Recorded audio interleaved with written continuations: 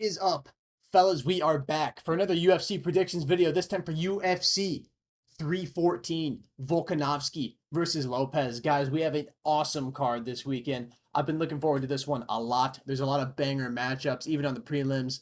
I'm stoked to break it down for you guys. We're riding some momentum. We've had two back-to-back, I would say, really good cards. So yeah, hoping to keep the momentum going this weekend. Thank you guys for 120 subs. Appreciate that. And let's jump right in. Say too much, bro. Kicking us off at women's bantamweight, Nora Cornell is taking on Haley Cohen. This is a pretty open and shut case for me, fellas. I'm going with Nora Cornell. I don't think Haley Cohen is very good. I was not impressed with her win on the Contender Series, and man, that was a long time ago, almost 3 years. And then she lost to Jamie Lynn Horth about 2 years ago. Very long layoff for Haley Cohen, and I just have not been impressed, really. As far as Nora Cornell goes, I think she's actually pretty good. She's lined as a slight favorite, almost minus 200, which I agree with this line, because I think she should probably win. Beat Jocelyn Edwards in a unanimous decision. Not super easy to do. I remember this fight being a little competitive, though, like very competitive, which I would kind of expect it to be, because Jocelyn Edwards is actually not terrible as far as a women's fighter. She's all right. She can fraud check really bad women's fighters. Like, I would probably pick Jocelyn Edwards to beat a Haley Cohen, to be honest. TKO'd Melissa Mullins, which is honestly a really impressive win, because I think Melissa Mullins is actually pretty good. And then lost a close fight to Jacqueline Cavalcanti, who is really quite good. Yeah, I just see Nora Cornell being better pretty much everywhere. She's pretty well-rounded. There's really not much to break down here. I just think she's a step above in most facets of mixed martial arts. And Haley Cohen, I just don't think her skill set's very good. She hasn't fought in forever. Yeah, I just think Nora Cornell is probably going to win this fight by decision. Just being the better mixed martial artist all around. I think she can hang wherever the fight goes. And I think she's better wherever the fight goes. So yeah, I'm going to say Nora Cornell probably wins a decision. Probably like it's a unranked women's MMA fight. It could be a fucking split decision. You know what I mean? But I'm going to say Nora Cornell wins a decision here pretty decisively. Moving up to middleweight, Tresean Gore is taking on Marco Tulio. Ooh, that's a wide line. I'm going with Marco Tulio here, I think. Tresean Gore, I like. He's been looking all right recently. He's got the exact same finish pretty much twice in a row with like a power modified guillotine, which is pretty cool. But yeah, I think Marco Tulio just I just think he's probably going to beat the shit out of Tresean Gore on the feet. Marco Tulio's a decent striker, man. He's really quite good. Beat Belgori on the Contender Series, which is a pretty good win to have, considering it was mostly a stand-up affair. And Belgori's a really giant and really good kickboxer.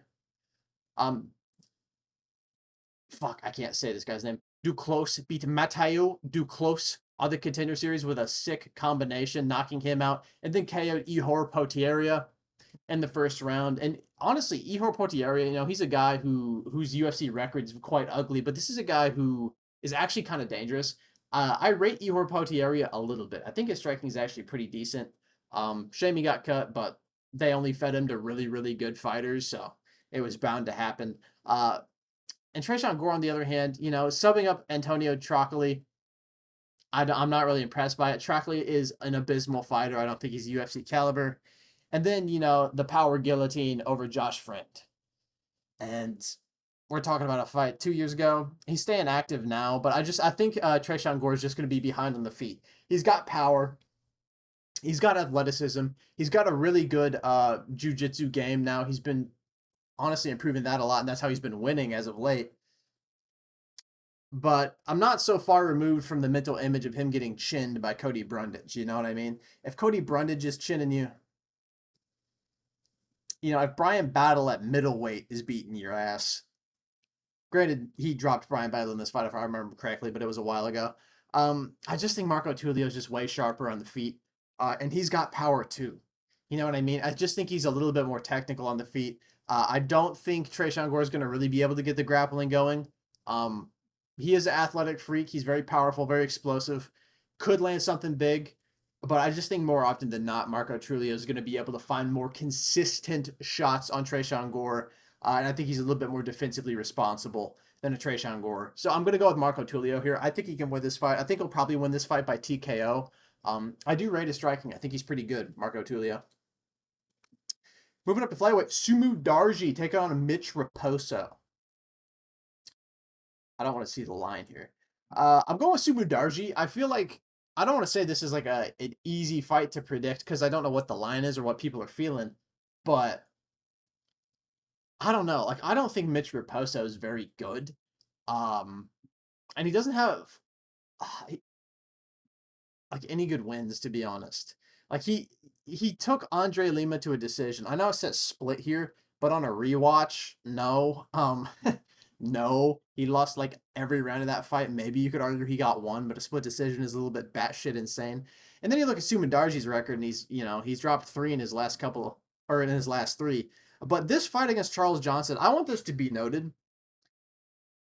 as somebody who picked Charles Johnson to beat Sumu Darji, when I watched that fight live, I did not think Charles Johnson won, to be honest. And on a rewatch, yeah, man, that fight could have gone to Sumu Darji, and I wouldn't have complained all that much.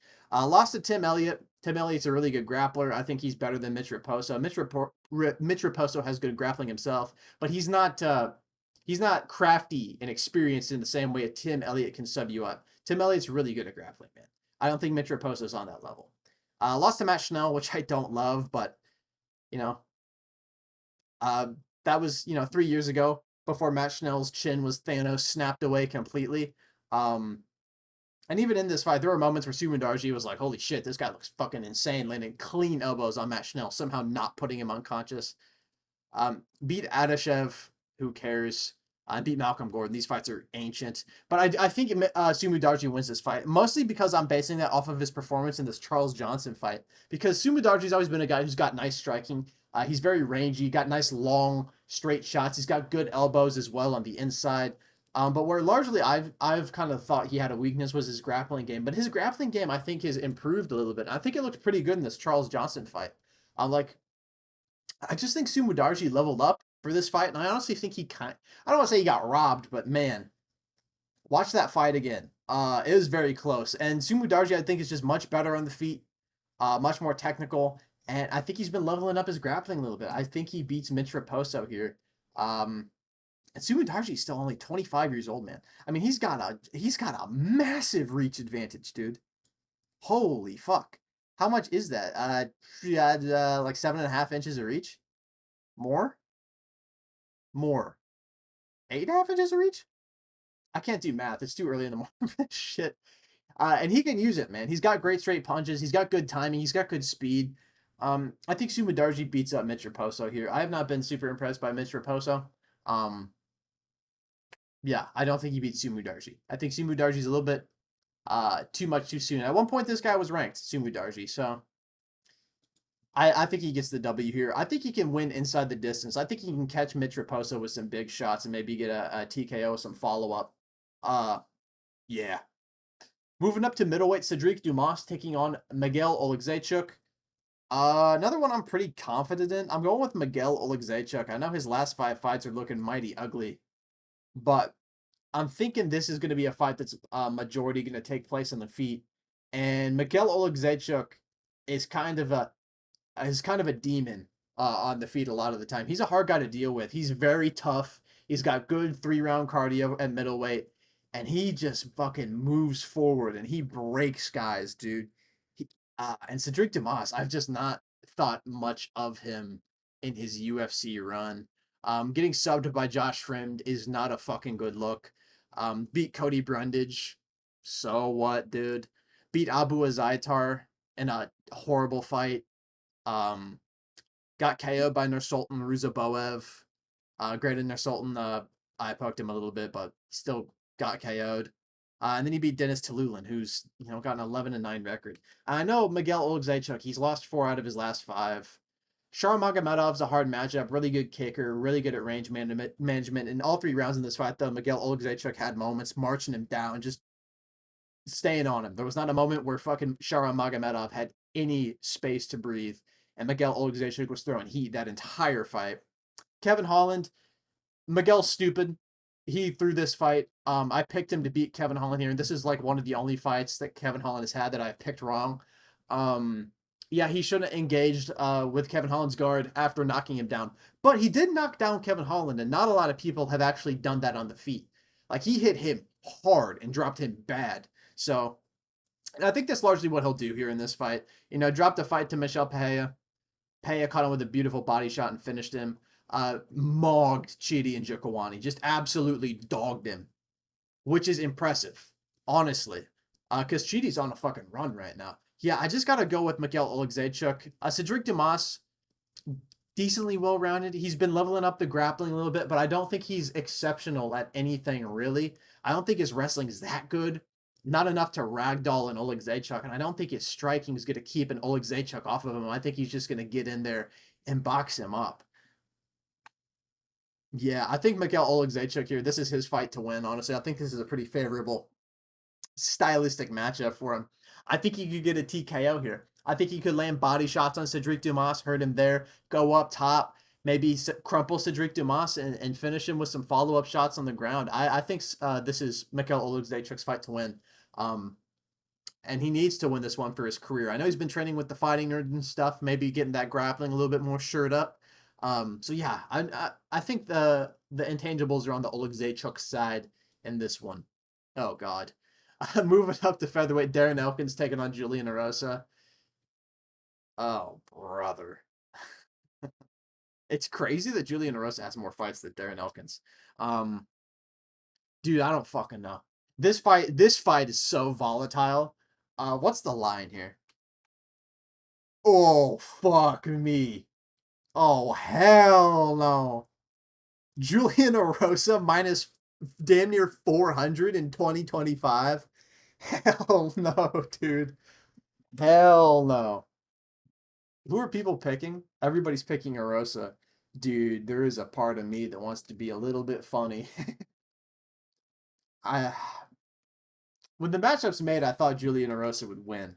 But this line is absolutely despicable.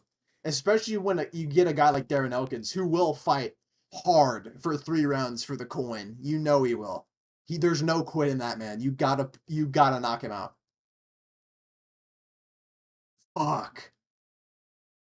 Beat Ricardo Ramos by sub. I don't care. Fucking somehow sub C-Rod. TJ Brown's terrible. Daniel Pineda, that fight was a fucking war. I'm gonna go with Julian Erosa because if you apply, fuck, dude, no, am I? Am I gonna go Julian Erosa? This guy might just pull the fucking guillotine, and you can't guillotine Darren Elkins. It's impossible. You can't do it. No one can do it. Fuck.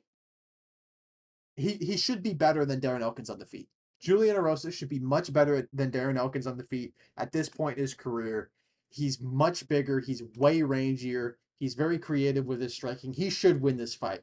But it would not fucking surprise me if Darren Elkins just fucking dogs him for 3 rounds. Because it can happen, man. He's got good wrestling. He's got a good control.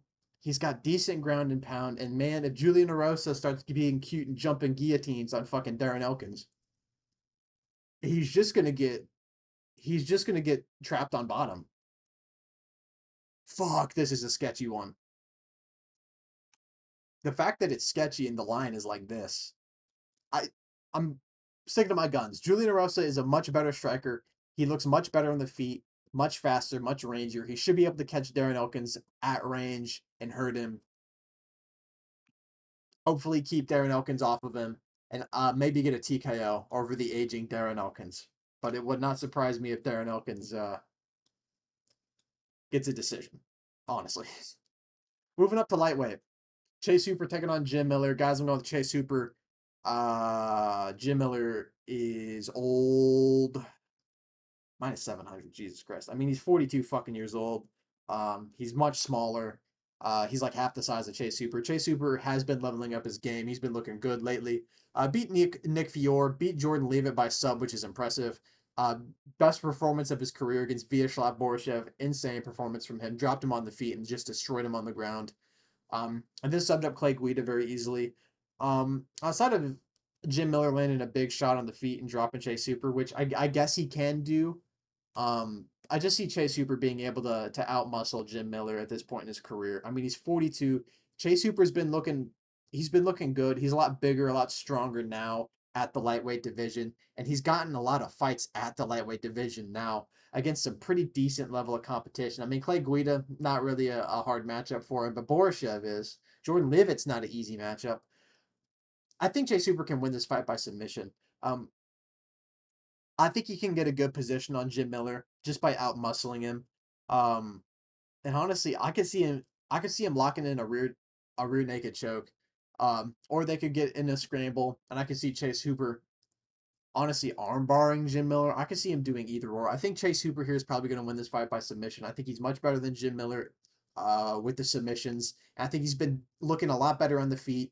And yeah, I just feel like this is a good matchup for him. He's clearing out the geriatric region of the lightweight division. Moving up to a women's strawweight, Verna Jandiroba taking on Yan Xiaonan. Ah, guys, I think I'm going to be cute for this one. I think I'm going to get a little cute. I think I'm going to go with Yan Xiaonan as an underdog. I know logic would dictate that Yan Xiaonan, her biggest weakness is grappling, and Verna Jandiroba is a really good grappler. I understand, but like, I don't want to see Verna Jandiroba fight for a title.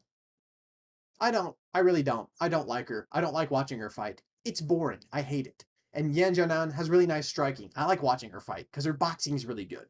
So I want her to fucking win. And I'm picking her. I'm biased pick. Okay? I'm picking Yan Jianan. Fuck it. I think she tees off on Verna Jandiroba on the feet. I think she's been improving her grappling game. And her striking is light years better than Verna Jandiroba. If Verna Jandiroba can't get her stupid trips, she's going to look like a bumbling idiot on the feet. I think. When we look at her, good submission over Amanda Lemos. Lupita Godinez, really close fight with Lupita Godinez. Really close. After watching that a second time, which I fucking wish I didn't. Lupi was like really close and a couple of just like really stupid decisions away from beating Verna Jandiroba. Just saying. Some food for thought there. Marina Rodriguez, good win, but took her to a decision. And this is kind of why I'm a little bit on the Yan Xiaonan side. Marina Rodriguez has way worse grappling than Yan Xiaonan, in my opinion. And we're taking her to a decision? That means we're getting 15 minutes of potential Yan Xiaonan striking. Because if she's not finishing Marina Rodriguez on the ground, I don't think she's finishing Yan Xiaonan. Knock on wood, she probably will. She'll probably fucking triangle her or something. But I just think Yan Jianan's being a little underrated. She looked really good in her last fight against Tabitha Ritchie. Beat the shit out of her, made her look like an absolute novice, which she should have done because Tabitha Ritchie's fucking terrible. Lost to Zhang Weili. Joined literally fucking everybody in the division. Beat Jessica Andrade, slept her bad. Not an easy thing to do, but Jessica Andrade was kind of just retarding into range. Beat Mackenzie Dern. And then dropped this decision to Marina Rodriguez, which was a robbery, by the way. So yeah, I'm just gonna go with Yan Xiaonan. I like her at plus 130. I like her striking. I would much rather see her fight for the title again, just because I like watching her strike. In comparison to Verna Jandiroba, I don't know. I've just never been a Verna Jandiroba fan, so I'm fading her with some bias. But I also have a little bit of logic as well. Who are people picking? Oh, it's actually closer than I thought, honestly. I thought it would be just a landslide for Jandiroba, especially with what I've seen people picking on Twitter. People love Verna Jandiroba in this spot. And I'm just like, I'm going against the grain. I'm being a little bit bold for this card, fellas.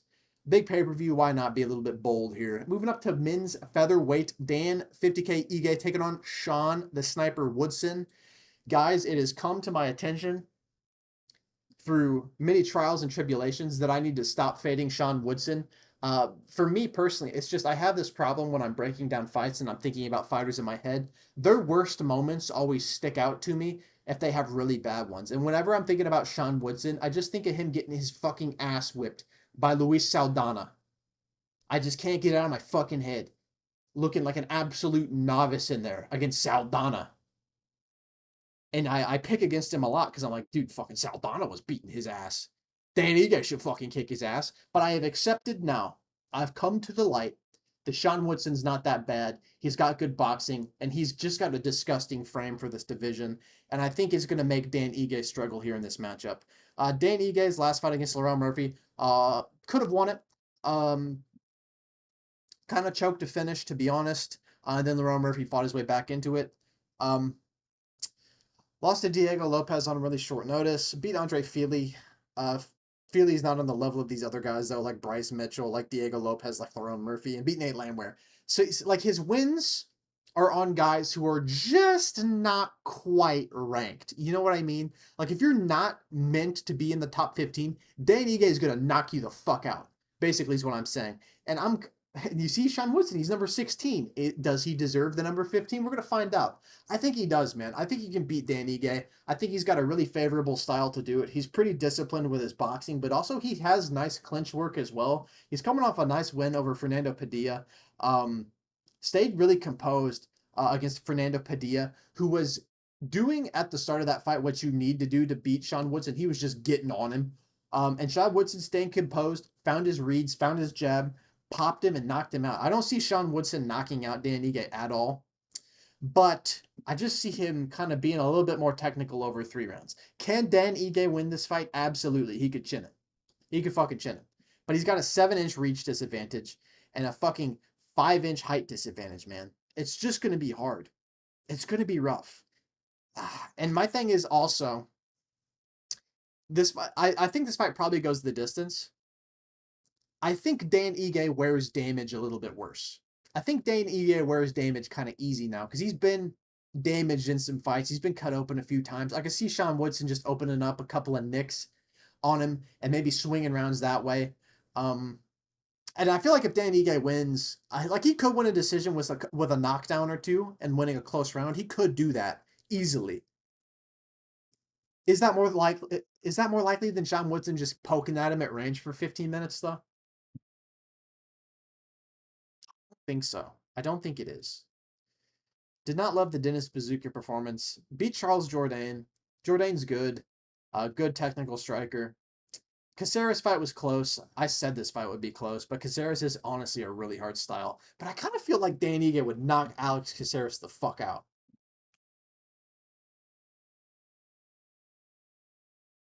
I hate this fight. Because this will be the one time I pick Sean Woodson here. And he'll get absolutely chinned by Dan Ige. But you know what? I'm fine with that because Sean Woodson looks weird and I'm sick of seeing him fight. You know what I mean? That's fucked up to say, but he's just got a build that makes me go, get him the fuck out of here. But I am going to go with Sean Woodson. I think he wins a decision. Utilizing his range, utilizing his clean boxing, keeping himself safe defensively against Dan Ige, and not giving Dan Ige really the opportunity to land that big knockout shot that he's able to find on guys who are a little bit more closer to his size. I don't think he's fought a guy frame-wise like Sean Woodson. I think it's going to be a hard puzzle to solve for him. Now, fellas, moving up to the main card at light heavyweight. We're back. Fellas, we're so back. The return of one of my favorite light heavyweights of all time, Nikita Krylov. I'm stoked. The miner. We're back. We're mining, gentlemen. We will be mining this weekend, hopefully. I'm going with Nikita Krylov over Dominic Reyes here in this matchup. I've seen a lot of love on the Dominic Reyes underdog side, and I hate to say it, but I see it. I see the vision. Nikita Krylov coming off of a long layoff, hasn't fought in 2 years since he subbed up Ryan Spann. So maybe people are thinking, long layoff, could be a little bit rusty, could be for sure. But I am not quite disillusioned with the Dominic Reyes resurrection of the career, so to speak. And I want to talk about this a little bit, right? Dominic Reyes is coming off of 2 wins. He got a great win over Dustin Jacoby and a win over Anthony Smith. The Jacoby win is good. That is a good win because Jacoby is pretty good. I think I've always attested that Dustin Jacoby's pretty fucking underrated. And this is an impressive win by Dominic Reyes. Caught Dustin Jacoby coming in a little reckless, not really respecting the power coming back his way, and got the finish. This is a free win. I don't care that you beat Anthony Smith. This means nothing to me at all.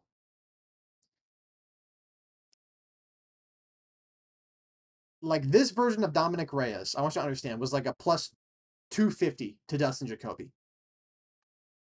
And now he's like a plus 160 to Nikita Krylov. Nikita Krylov is a fucking demon. All right. This guy, he has 30 wins. He has 28 finishes. And it's an even split. This guy can knock you the fuck out or he can strangle you. He is as dangerous as they come. I think Nikita Krylov is one of the best light heavyweights in the world. Well, obviously, but like one or two more fights, he's fighting for the belt, I think. And I'm not sold on Dominic Reyes being back because he beat fucking Anthony Smith. And Dustin Jacoby's a little bit chinny. He is a little bit chinny. Now, I can see a way Dominic Reyes can win this fight, right? Because the one criticism I have of Nikita Krylov at times is he gets after you. Like when he starts fighting, he's getting after it. And his striking defense sometimes leaves a little bit to be desired. And Dominic Reyes has that nice left hand. He's got nice speed, nice power, good timing. He's good at finding shots like that. So maybe I could see him catching a Krylov. But also, I think if he catches Krylov, I don't know if he puts Krylov out cold. And if he doesn't put Krylov out cold and he jumps into Krylov's guard, he might perish. That's a problem. Also, I'm just not sold on Dominic Reyes' durability. I know he's won 2 in a row, but we are not far removed from Ryan Spann KOing him with a fucking jab. Flatline KO'd with a jab. I don't like that. Like, he has taken irreparable damage. Like, in this Yuri Prochazka fight specifically, I know he's won 2 in a row, but he got his nose caved into his head and his orbital bone smashed. You're never going to be as durable as you once were after that specific event. And then he got brutally KO'd by Jan Blachowicz. I just feel like Krylov here, he's got more ways to win. He's got good wrestling. He's got good submissions. And he's got good power and he's got good striking. The only problem I have is there's a little bit of a layoff. And his striking defense at times can leave a little bit to be desired. But this is a guy in Krylov who's been fighting the UFC since, he joined the UFC in 2013. And he's in his prime. He's 32. He joined in 2013. And he's fought guys like Glover Teixeira, Jan Blachowicz, close fight with Magomed Ankalaev. You know what I mean? And he's put a 3-fight win streak together, KO'd Gustafsson, beat Oezdemir, who Dominic Reyes robbed on his legacy run to John Jones. He robbed Volkan Oezdemir. Watch that fight back. And then subbed up Ryan Spann in a nice fucking scramble. I just think Nikita Krylov is that guy. And I like Dominic Reyes too, but I do like Nikita Krylov more. Who are people picking? It's more people are picking Dominic Reyes. Yeah, I gotta go with Nikita Krylov here, man. He's my dog. He's my slime.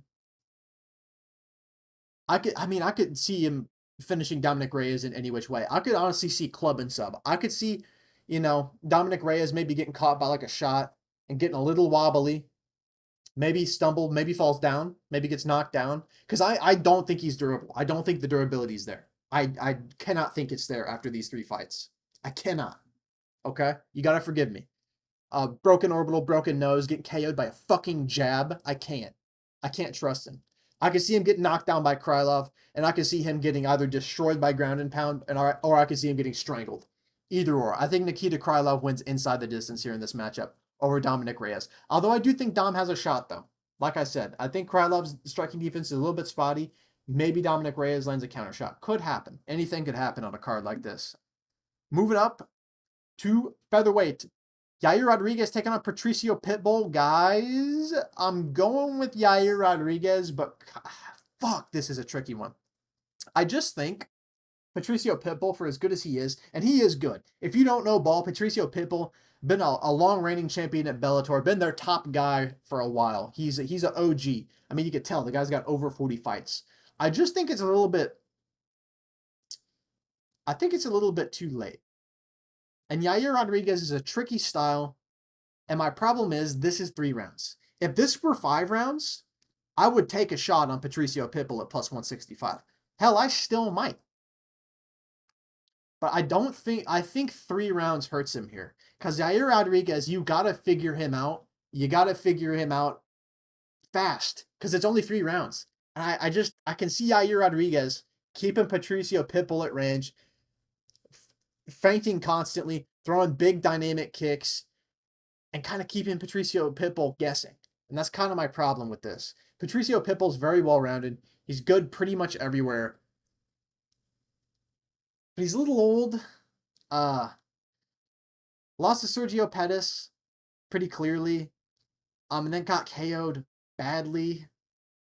Beat Jeremy Kennedy.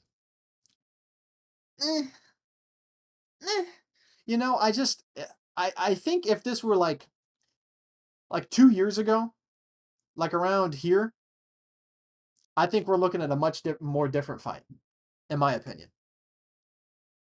I'm not sure if Pitbull, he's still good and he still competes at a high level, a high level. But I just think it's a little bit too late, man. He's almost 38 at featherweight. You know, he's given up 6 inches of reach, basically. And it's only 3 rounds. Like I said, I'm going to harp on the 3 rounds thing. Maybe Patricio Pitbull can out-grapple Yair Rodriguez, but he is going to be in danger trying to close that distance. And I don't think Pitbull has anywhere near the submission skills of like a guy like Brian Ortega to sub up Yair Rodriguez. And Yair Rodriguez has decent jiu-jitsu of his own, you know what I mean? He's not a complete fish. And, you know, I just don't think Patricio Pitbull in a 3-rounder is going to be able to figure out an effective game plan to beat Yair Rodriguez. Yeah, I think Yair Rodriguez just beats Patricio Pitbull. I think he's more durable. He's the younger guy. He's fought the better level of competition outright, mostly just because this guy's on his fucking record.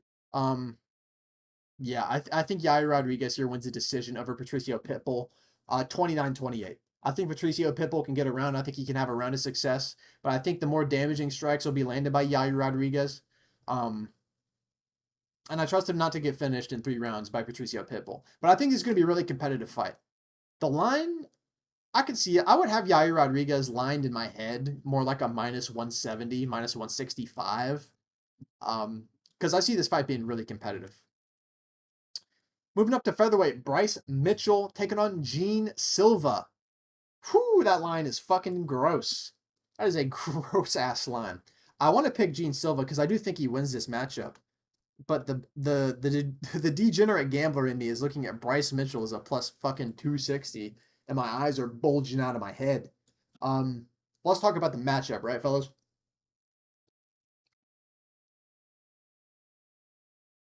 I'm going with Gene Silva. I think this line should be closer because Bryce Mitchell has a very clear path to victory, in my opinion. I think he's a much better grappler than Gene Silva. He's got really good jiu-jitsu. He's got good wrestling. I could see him winning this fight. I would have Gene Silva maybe minus 200 tops. Because I think he's much better on the feet. I think he's really good at finding that big power shot. And I think he's got real fucking power. And he's got good timing. He's able to time a lot of really kind of skillful techniques like his knees, like his elbows. He's able to find that as well as the big shots with the boxing. He's just very dangerous in the stand-up in general. And Bryce Mitchell, although his stand-up is all right, he's hittable. You know, Josh Emmett killed him. Ilya Taporia, Bryce Mitchell was making Ilya Taporia miss in moments though. Like Bryce Mitchell's stand-up is pretty good.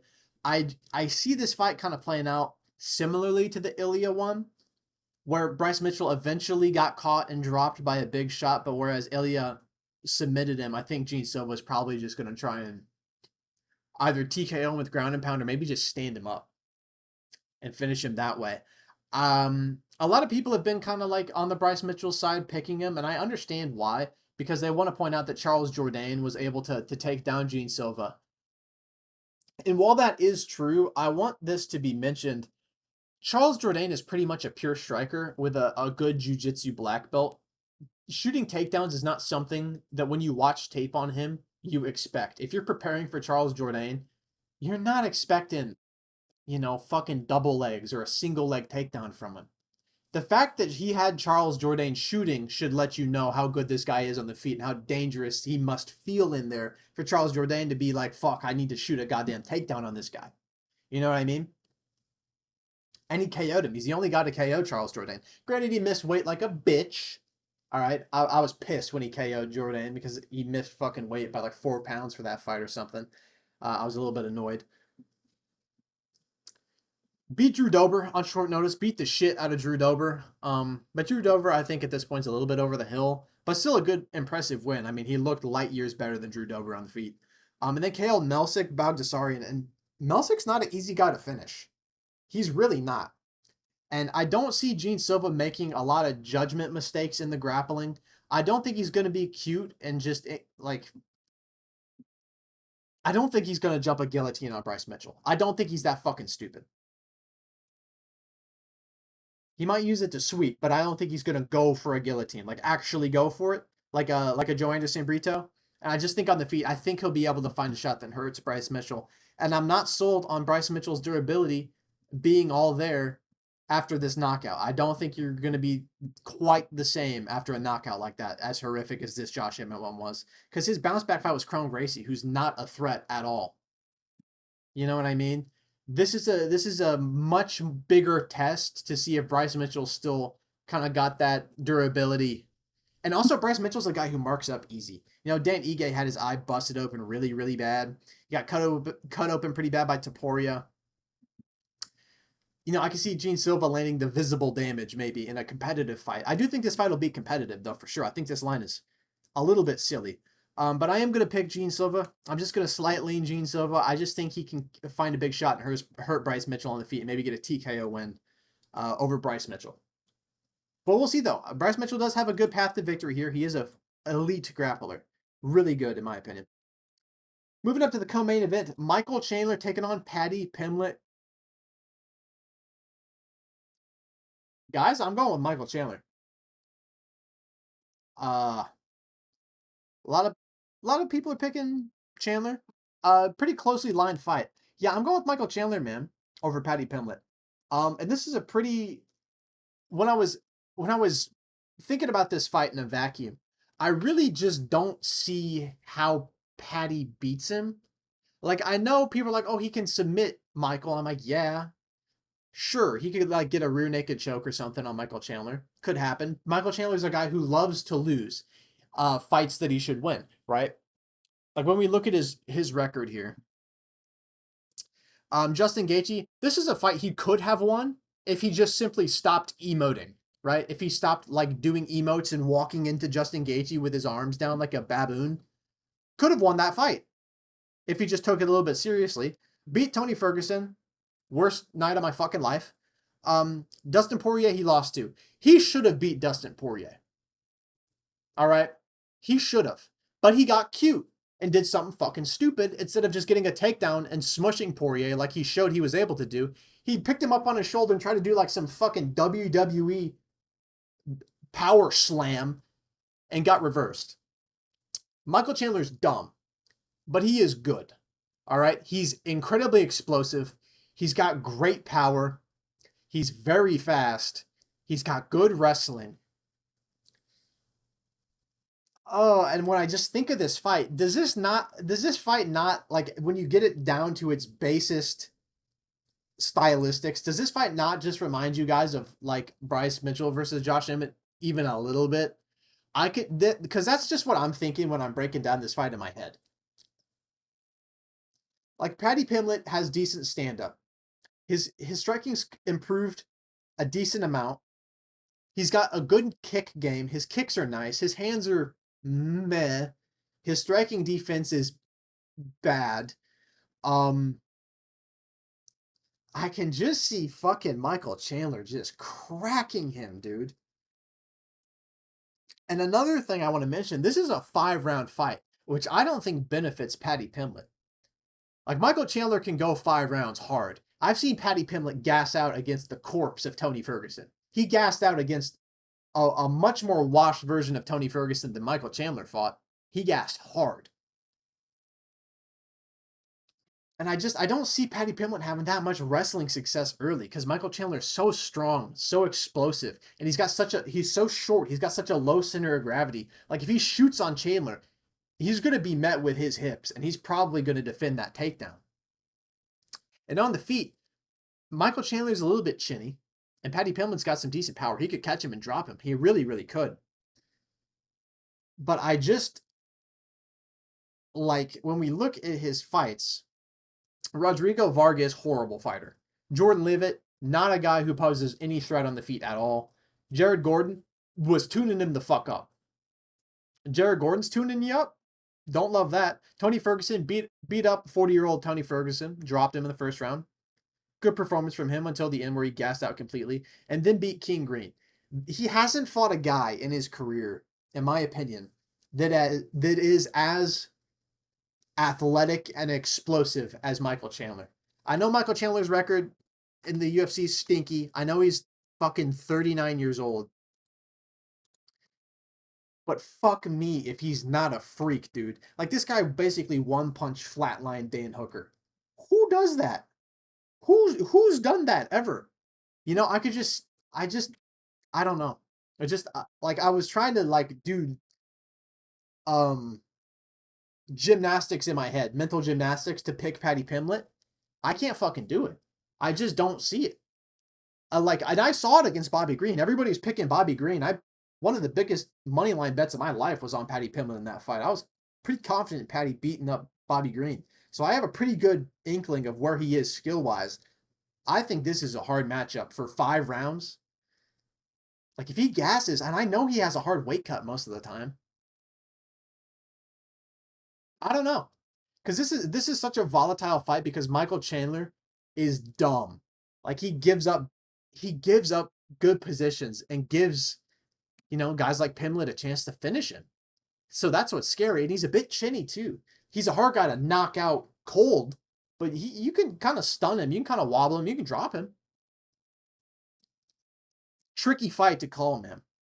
But also another thing I want to mention when I think about Paddy Pimblett in this matchup, I do not see him like triangling or arm barring Michael Chandler.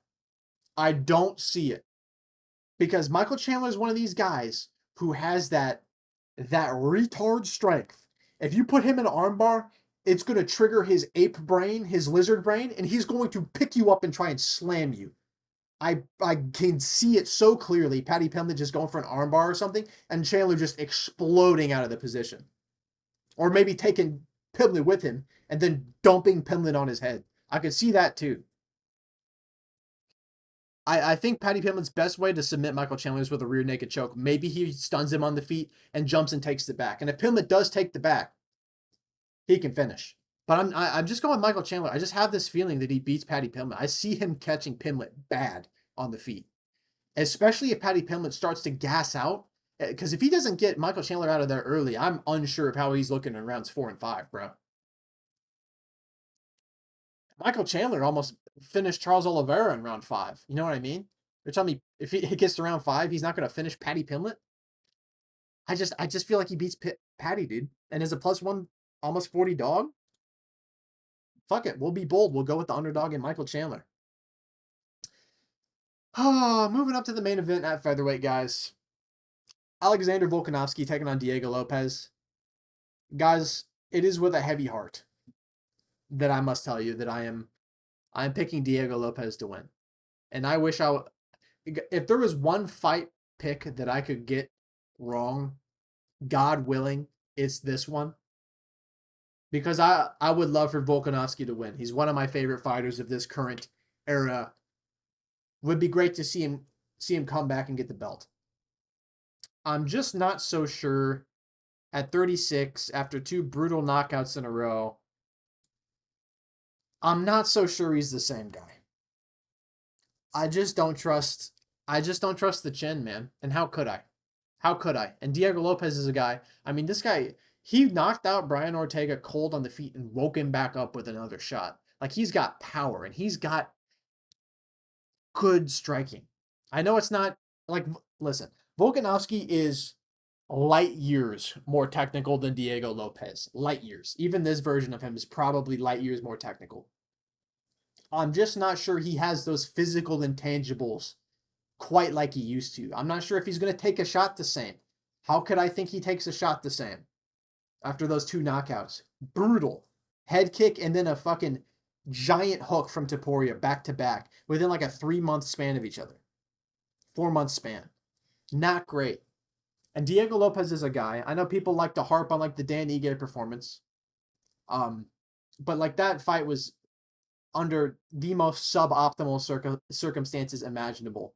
And since then, he had a really good performance against Ortega. And my thing with Diego Lopes is this is not a guy who rests on his laurels as far as his skill set goes. This is a guy I've seen on like Instagram or Twitter clips or people just talking about the guy in general. This is a guy who is always working to get better. He's in a very high level collegiate wrestling rooms, wrestling 24/7, trying to get better. He's trending at Elevation in Mexico City, trying to get better. He wants this bad. He wants this really bad. And I think that makes him really dangerous here. And I just see it in my head. I just see him catching Volkanovski and hurting him. And the thing is, if he hurts Volkanovski, he doesn't need to finish him with one shot. He doesn't need to flatline him. Because Diego Lopes has a very good jiu-jitsu base to him. He's a jiu-jitsu guy. He's got nasty submissions. He is good. And I could see him stinging Volkanovski and latching up a submission. I could see it. Or I could see him opting for ground and pound. Volkanovski's always had the problem of kind of backing up with his chin a little too high in moments. And it's always been something you've seen when you've watched him fight. It's just he's so good that it didn't matter. And he was durable. He could take a good one if he got nicked by something, right? I'm just not sure if he's still that guy. I want him to be that guy. I really do. I want him to go out there and put on a legacy 5-round whipping on Diego Lopes. I'd love it. But, we don't get things like this in MMA. A 37-year-old guy typically doesn't come back from 2 brutal KO losses and win the belt. That's just not how it happens. And the young guy in his prime, riding a ton of momentum off of some really good wins, he's probably going to get the better of him. Probably going to land that big shot. Yeah. Also, Volk's been out for a while, dude. He's been out for over a year. And I like that for him because he got knocked out, but he's old. Fuck, man. This fight kind of hurts my soul. I'm going with Diego Lopes. I think he wins inside the distance. I think he finishes Alexander Volkanovski. I hope I'm wrong. I really do. But I fear that I'm not going to be. Yeah. And he's an underdog, too. I think he wins, and I think he's the underdog. So, fuck it. I'll go with the underdog, Diego Lopes. But yeah, that's UFC 314, guys. Thank you guys so much for watching. I appreciate it a ton. Subscribe if you're new, and I'll catch you guys next time. Maybe with a recap this weekend. I'll try and do a recap if I'm not doing anything this Saturday. But yeah, I'll see you.